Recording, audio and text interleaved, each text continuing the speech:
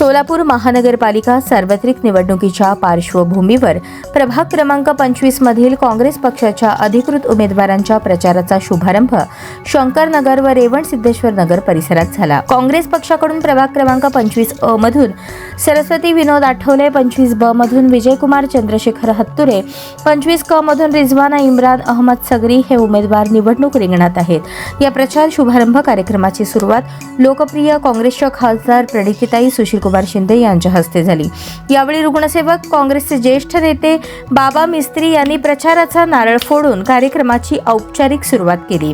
या प्रसंगी महेश आठवले, तौसिफ सगरी, राजशेखर हत्तुरे, नागेश हत्तुरे, असलम शेख, लक्ष्मण खिणीकर, विनोद आठवले, विवेक हत्तुरे, सिद्धार्थ हत्तुरे, संदेश हत्तुरे, मल्लू कोळी, सूर्यकांत निकंबे, दयानंद शिवयोगी, रुद्रप्पा कांबळे, बाळू सावंत, राहुल वाघमारे, दिनेश कुलकर्णी, सुलेमान शेख, सलीम मुल्ला, अक्षय कांबळे, आनंद गायकवाड, सिद्धू बनचट्टी, मुत्याप्पा पटणे, बापू बनसोडे आदी मान्यवर पदाधिकारी व कार्यकर्ते मोठ्या संख्येने उपस्थित होते।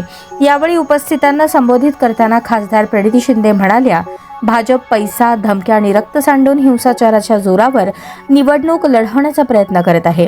गेल्या 10 वर्षात भाजपच्या सत्ता काळात सोलापूर शहराचा विकास खुंटला असून सर्वत्र घाणीचे साम्राज्य, स्मार्ट सिटीच्या नावाखाली भोंगळ कारभार आणि वाढता भ्रष्टाचार नागरिकांनी अनुभवला आहे।